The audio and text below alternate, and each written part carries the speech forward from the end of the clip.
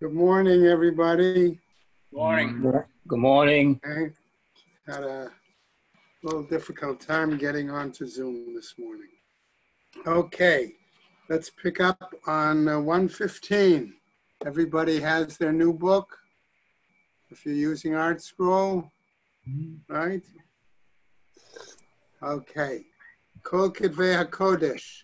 Okay, just a quick introduction as we start this. Okay, could I just mention my father's name is your side is this morning, Shlomo ben Nosson Yitzchak Isaac Halevi. May his neshama have an aliyah as we learn in his zechus. Okay. Remember that in the time of Chazal, okay, in terms of Torah reading or terms of davening, there were different customs, right?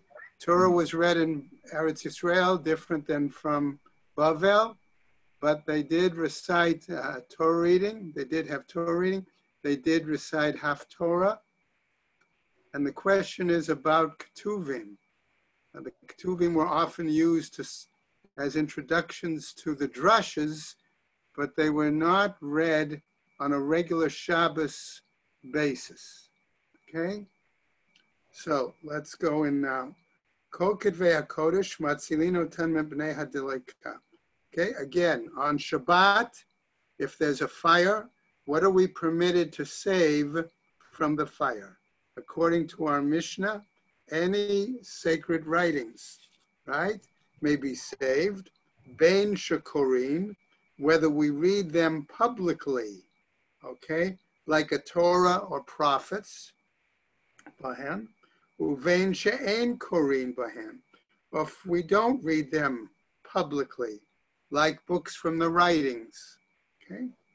Afal pi shektuvim b'chol lashon, says our Mishnah, even though they may be written in any language. We'll get to that in more detail in a moment, okay? Tu'unin gniza, okay? And they must be, if they're ruined, destroyed, partially burnt, they must be put aside in the gniza. Umipnei ma ein korin, and what is the reason we say that the books of Ketuvim are not usually read publicly on a regular Shabbos, for example? Mepnei bitul beit hamidrash, says our Mishnah, because of the neglect in the Beit Midrash. Now, Gemara is going to have to deal with that phrase in more detail. What does it mean, neglect in Beit Midrash? Does it mean they simply weren't read publicly? They weren't studied? What's the Itmar, as it was said, it was talked. Hayuk tuvim targum. If some text, okay, was written in Targum, in Aramaic, or bechol lashon, or in another language, Rav Huna Amar, says Rav Huna, ein matzilino tan mipnei hadeleka. We do not save them from a fire on Shabbat. Rav Chisda Amar, matzilino tan mipnei hadeleka. And Rav Chisda disagrees, saying we do save them on Shabbat from a fire. Ali b'daman, according to whom? The Amar nitnu likrot bahem. Why? Because our Mishnah said that we are used to reading from them. The kuli alma lo plige de matzilin. That when we read from them, everybody is in agreement, or they don't disagree, let's put it that way, that they need to be saved. Ki pligi, when do they disagree? Ali b'daman de amar lo nitnu likrot bahem. According to the one who said that we're not used to reading them. In other words, public reading, right? Rav Huna, okay? Rav Huna would say, Amar, ein matzilin, we do not save them, right? Daha lo nitnu likrot bahem. Why? Because we're not in the pattern or the practice of reading from them publicly. Rav Chisda Amar Matzilin. Rav Chisda says we do save them, right? Mishum bizayon kedvei hakodesh, because it would be disgraceful to leave any kind of sacred book in the fire and allow it to get burnt. Okay? Snan, we have a writer. Kol kedvei hakodesh matzilin otan mipnei hadleika. Says this writer, all sacred writings may be saved, should be saved from a fire. Bein shekorin behen, bein she'ein korin behen, regardless of whether we read from them publicly or do not. Af al pi shektuvin b'chol lashon, even though they may be written in any language. Now, what are we talking about? Lav shekorin bahem, we don't read from them, asks the Gemara. Okay, Nevi'im. Okay, what do we mean we don't? What about the books of the Nevi'im? V'she'en korin bahem, and you say we don't read from them? Ketuvim, books in the writings section of the Bible. Afal pi shektuvin b'chol lashon, even though they may be written in any language, dilo nitnu likrot bahem, they are not given to be read publicly on, I'm going to say, Shabbat. Remember, we do read some books from Ketuvim publicly. Book of Esther on Purim, for example, Shir Hashirim, okay, things like that on other occasions. Uktani matzilin, but our Mishnah says that they get saved. V'tiyuv to the Rav Huna, and this seems to be a proof text against the view of Rav Huna, who said we don't save them. Amar lach Rav Huna. Rav Huna would then respond to you, V'tisbara, do you really think that's the case? Ema seifa. I would say, look at the end of our Mishnah.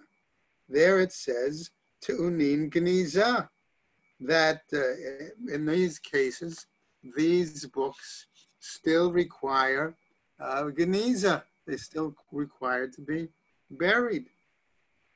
Hashta, itsuli matzilinan. Here, therefore, that seems to imply, that we have a responsibility to save them. Geniza mebaye. Otherwise, why would we say that we require that they have to be buried? Ela Rav Huna mitaretz l'ta'ame.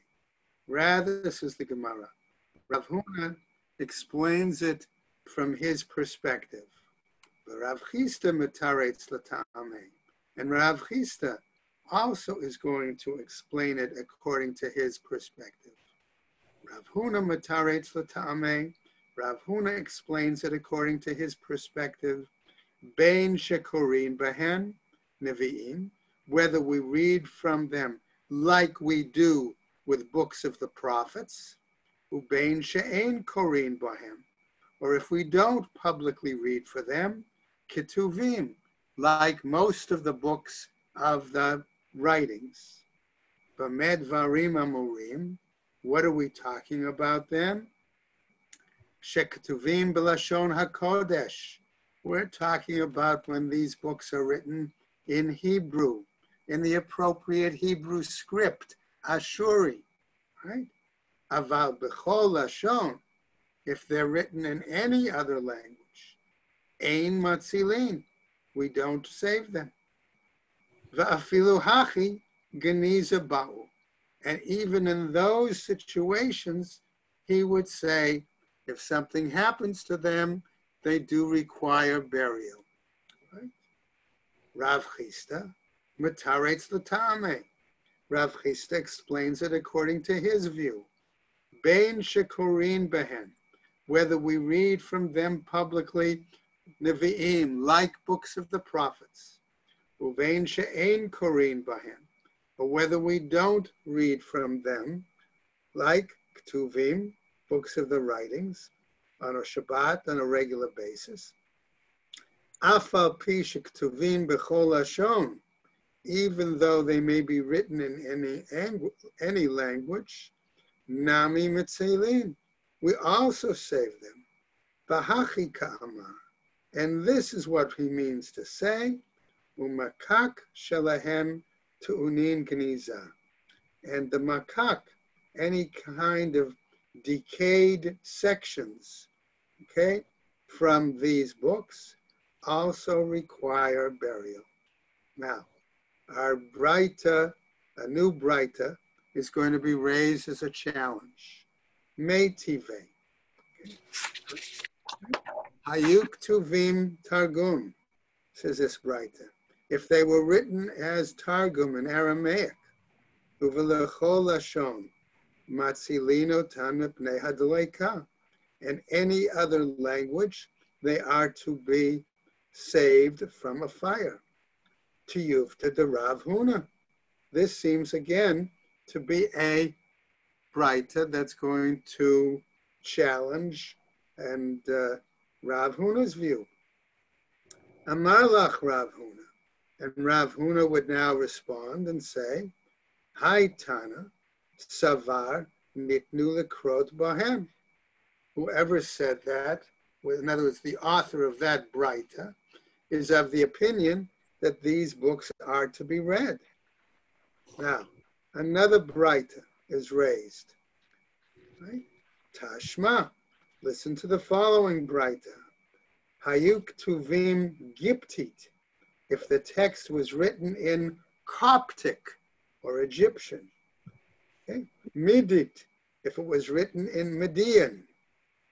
Ivrit, if it was written either, says one commentary, in ancient Hebrew script, like the Dead Sea Scrolls, or some sort of Hebrew transliteration. Elamite, if it was written in Elamite, or Yevanite, or written in Greek. And by the way, we have, at least the Koran showed pictures of texts from this time of the Torah that were translated into some of these languages. Right?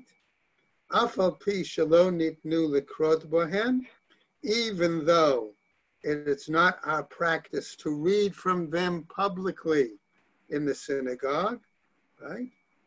Matzilino tan mipnei hadleika, we must save them from a fire. To Yuvta de Rav Huna. So this Braita also seems a proof text against Rav Huna's view. Amar lach Rav Huna. Rav Huna would therefore then respond, Tanaihi, this is really a machloket Tanaim, okay? And this is what it is. The Tanya, because we have one Braita that teaches, Hayuk tuvim targum uvechol lashon, if it's written in Aramaic or in any other language, matzilino tan mipnei hadleika, we must save them from a fire. Rabbi Yossi Omer, according to Rabbi Yossi, ein matzilin otan mipnei hadleika. Rabbi Yossi says we do not need to save them from a fire. Amar Rabbi Yossi, and Rabbi Yossi says, Ma'aseh ba'aba chalafta. There was a situation, he says, Rabbi Yossi, regarding my father, chalafta, shahalach etzel Rabban Gamliel beribi l'Tveria, that he went to visit Rabban Gamliel, the son of Rabbi Yehuda Hanasi, in Tiberias, umatz'u shahaya yoshev al shulchano shel Yochanan Hanazif, and he was sitting at the, I'm going to call it writing table of Yochanan Hanazif. In other words, Yochanan could be a, Uviado Sefer Iyov Targum, and he had an Aramaic translation of the book of Job, and he was apparently reading it, studying it, learning it. Okay? Vahu Korebo, and he was reading it. Amarlo, he said to him, Zachor ani b'Rabban Gamliel avi avich. He says, I remember that your grandfather, Rabban Gamliel, Shahaya Umeid al Gav Ma'aleh Bahar Habayit, that he was standing on a hilltop on Har Habayit, on the Temple Mount, Veheviu lefanav Sefer Eov Targum, and they brought before him a Aramaic translation of the book of Job.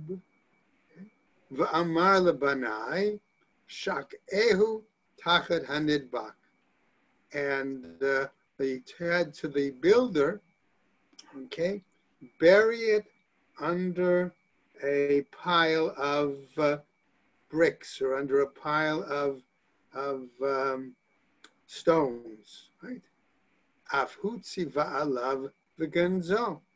Thus we see that he also commanded that it be buried. Rabbi Yossi b'Rabbi Yehuda Omer, Rabbi Yossi, the son of Rabbi Yehuda, says, Areva shel tit kafu alav. He says, no, in that story they took a mound of plaster and put it over the book. Amar Rabbi Shati, says Rabbi, Amar Rebbe, says Rebbe, Shtei tshuvot b'davar. There are two possible solutions to this story. Chada, on the one hand, v'chitit bahar habayit minayin. Did they ever use plaster on the Har Habayit? They did not, as a general case. Okay, so that part of the story can't be true. Va'od, and furthermore, v'chimutar la'abdan biyad. Is it permissible to destroy it, in other words, with one's own hand? Ella menichan b'makom haturpa.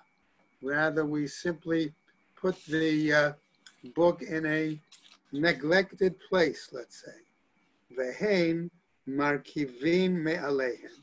And they decay on their own. They rot on their own.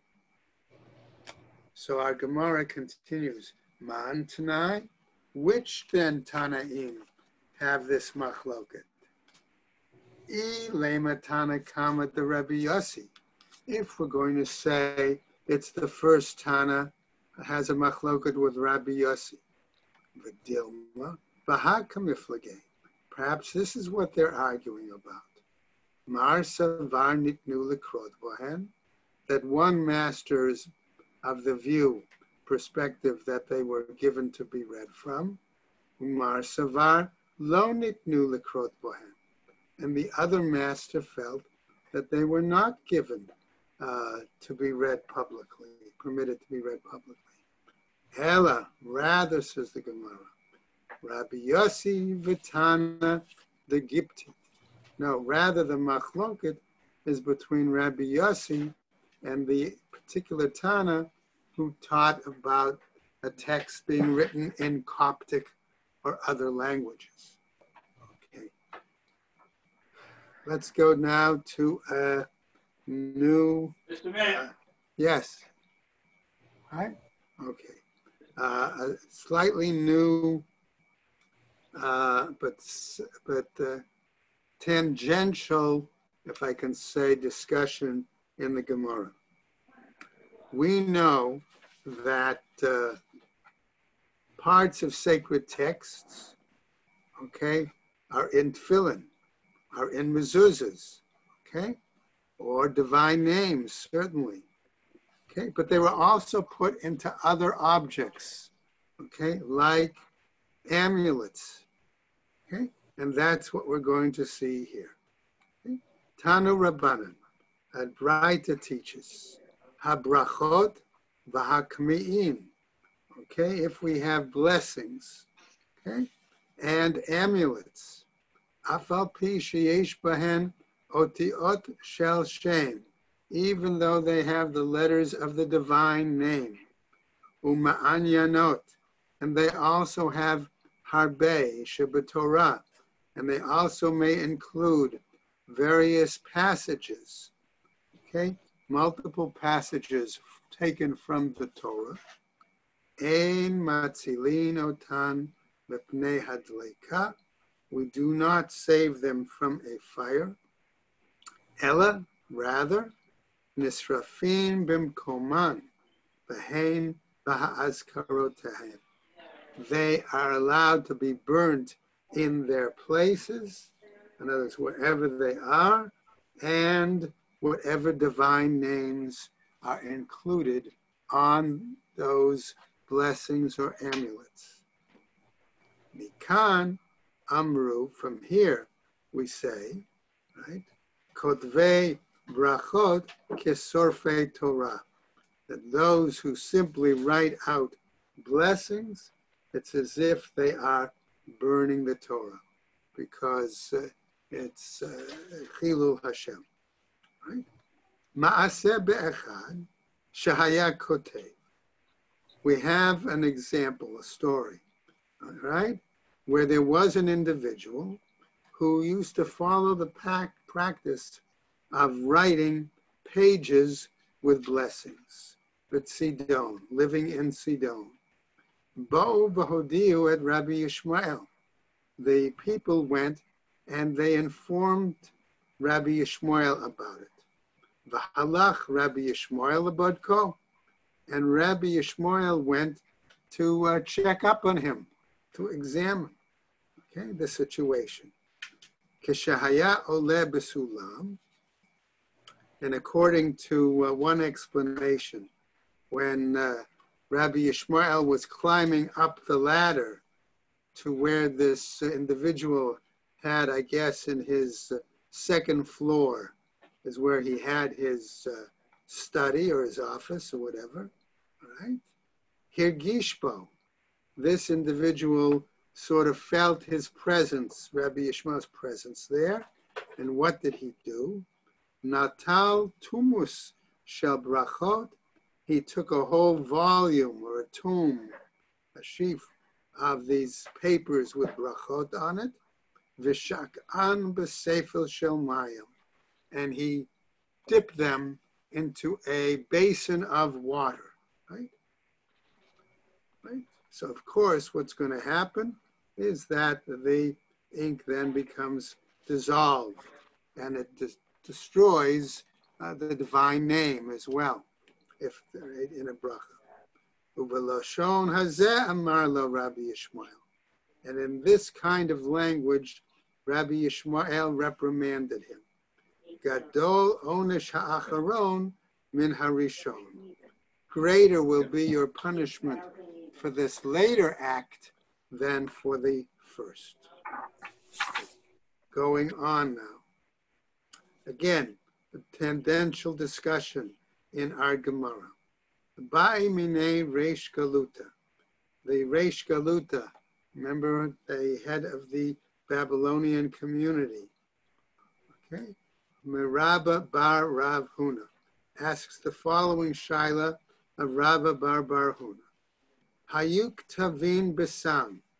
Say we have a text and it was written not in the traditional oil, ink that was used, but instead it was written in some sort of dye made from, let's say, yellow tinged arsenic, ubesikra, or if it was written in some red pigment or red paint, ubekumus, or if it was written in some sort of gum ink, uvekan kantum, or some sort of shoe black made from copper sulfate.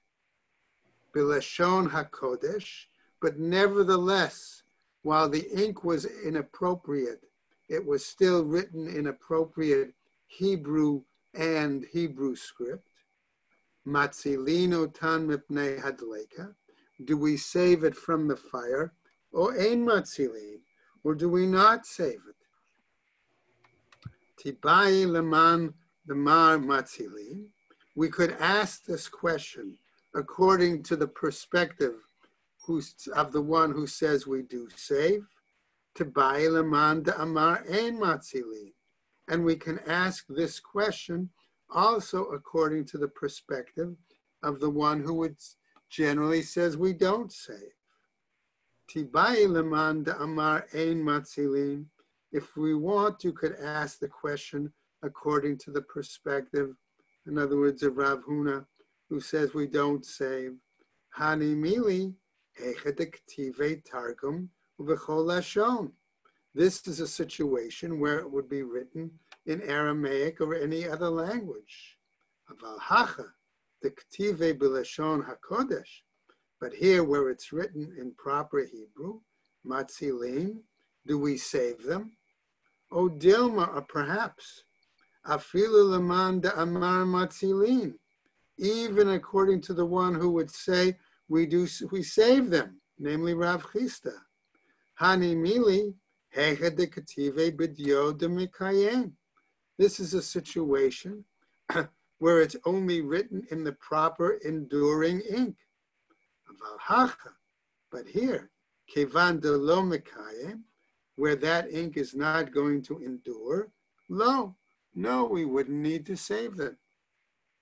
Amarle, he said to him, right? In other words, coming back now to Rabba Bar Huna's answer to the Reish Galuta, ein matzilin, we do not save them. Vaha Rav Himnuna, Tana matzilin. But, says the Gemara, it's Rav Hamnuna who argued that we do save them. Amarle, so he said to him, Itanya, Tanya. If that's the way it's taught, that's how it's taught. My Tanya. But what's taught, asks the Gemara. Amar Rav Ashi, says Rav Ashi, Kiditanya, as was taught in another Braita. Ein bein sfarim lemegillah, ela shasfarim nichtavim bechol lashon, umegillah ad shetehei ktuva ashurit al hasefer ubidyo. Okay? So Rav Ashi is telling us there is really no difference between other books of writings, particularly, and Megillat Esther, with the exception that the other books may be written in any language, okay? But Megillat Esther is not considered kosher to be read in public, ad shetehei ktuva ashurit, unless it's written in the same style of Hebrew as the Torah is, ashurit, al hasefer, on parchment, ubidyo, and in the same kind of ink that a Torah scroll is written. New piece from our Gemara. By mine Rav Huna, bar Chaluv mi Rav Nachman. So another shaila. Sefer Torah, she'ein bo lelaket shmonim v'chamesh otiot. A Torah scroll that does not contain 85 letters. Kigon Parashat Vayhi ben Soah Ha'aron, like the section that we read in Bamidbar, right? Vayhi ben Soah Ha'aron, that section contains 85 letters, and there was at least one view that that was as if it was a separate book of the Torah, okay? And therefore, Matzilin ota mipnei hadleika, or ein matzilin. Do we save it from, if it has less than 85 letters, do we save it from a fire or not? Amarle, again, one could say, v'tibae lach parshat vayhi ben soharon gufa. So why don't you ask about that section of Vayhi ben Soharon itself, which does contain 85 letters, okay? Heche de chaser, okay, where it's missing, Parshat Vayhi ben Soah, lo kimebayeli, right? On the Parsha of Vayhi ben Soah itself, we don't ask, the kevan, the itbe hazkarot, because it has divine names in it. Afal gav delete be shmonim b'chamesh otiyot. Even if it didn't have 85 letters, matzilin, we would still be required to save it. Kikame bayeli, but when do we ask this? Sefer Torah she'en bo lelaket, where we don't have a Torah scroll where we might be able to have altogether 85 letters, okay? Which would seem to imply, although I did not see it in any commentary, that perhaps you had situations where instead of all 5 books being written on one scroll, theoretically you could have had each of the 5 books on an individual scroll. But I'm just putting that out as a thought, okay? Mai, what are we talking about then? Amarle ein matzilin. But he says we don't save them. Etive. But I'll challenge this with another braita. Targum shektavo mikra. If we have a section in Aramaic, and instead it was written like the Torah, in other words, in Hebrew, umikra shektavo targum, or a section from the Torah, normally written in Hebrew, and it's instead written in Aramaic, v'katav ivrit, and as I said, written in Hebrew, matzilin mipnei hadleika, we save it from a fire. Ve'en tzarich lomar, and we don't even have to include in this statement Targum Sheba Ezra, any Aramaic that's in the book of Ezra, Sheba Daniel, or the Aramaic in the book of Daniel, the Sheba Torah, or any Aramaic that's in the book of the Torah. So the Gemara says, Targum Sheba Torah, mai nihavu. Okay, you're saying that there's Aramaic in the Torah. What would that be? Gemara cites the example, Yigar Sahaduta. Okay? The example of that story where they named the pile of stones, right, between Lot and and Yaakov, right? Va'afal gav delit ba shmonim v'chamesh otiyot, even though it doesn't have 85 letters, in other words, to complete the 85 letters, and it's not an independent text, Kitanya hahi lahashlim. There we're talking about the fact that our brightness is there. It has to be, those were Aramaic phrases, in other words, to bring a completeness, to add some explanation, if you will, to a phrase in the Torah. Ibayalahu. So now they ask the rabbis, Hani shmonim v'chamesh otiyot, these 85 letters, mikunasot or mefuzarot, must they be gathered together? Or what happens if they're separate in different places? Rav Huna Amar Mechunasot. Rav Huna says they must be together. Rav Chista Amar Afilu Mefuzarot. Says Rav Chista, they could even be separated. Meitive. But we'll bring a braita now to challenge. Sefer Torah Shabbalah. A Sefer Torah that is worn, okay? W-O-R-N, tattered, right? Im yesh bo lilaket shmonim v'chamesh otiyot. If it's possible to find their 85 letters, Kigon Parashat Vayi ben Soharon, like we find in the section of Parashat Vayi ben Soharon, Matzilin, we need to save it. V'im lav, and if not, ein matzilin, we don't need to save it. To you, to the Rav Huna. This then seems to be a proof text against the view of Rav Huna. Now, says the Gemara, Tirgama Rav Chisda alib the Rav Huna. Rav Chisda explained his perspective based on the view of Rav Huna. In other words, betevot. We were talking about words here, not just letters. Tanu Rabbanan. And now a new Braita. Vayhi ben Soah Ha'aron. In that section, Vayomer Moshe, as it says. Right? Parasha zo, Asala HaKadosh Baruch Hu, Simaniot Milamala Ulamata. I think we all remember that there are Nunin Hafuchin, upside down nuns, before and after that section in the Torah, right?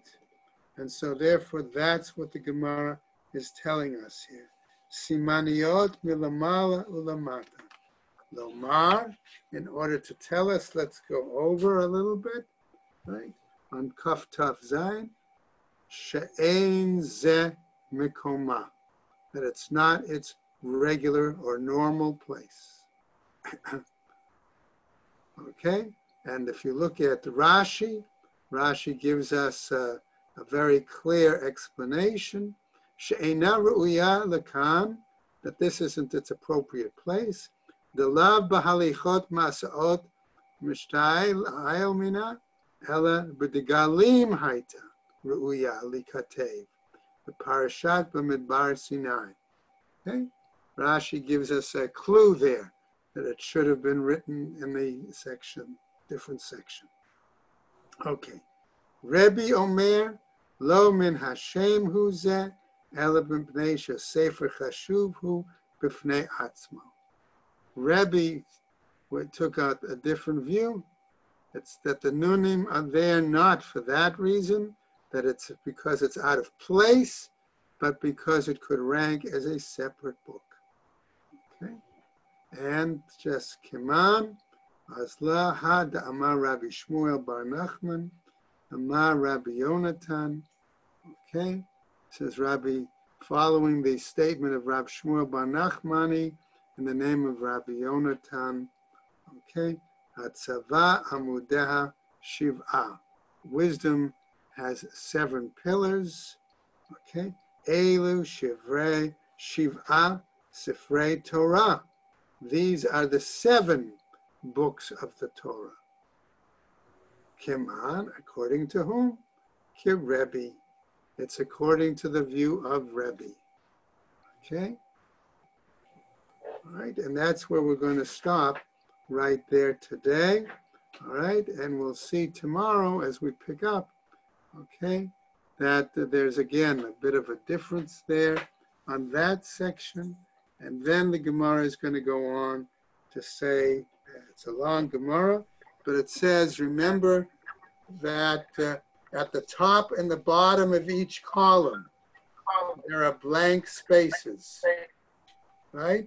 As well as between books, there are blank spaces. What about those blank spaces on the Sefer Torah? Okay, everybody, stay well and have a good day. Take care. Thank you, Rabbi. Thank you, Rabbi. Thank you very much. Have a good day. Be well. Okay, take care, and Shema have an Aliyah, Bob. Thank you. Thank you.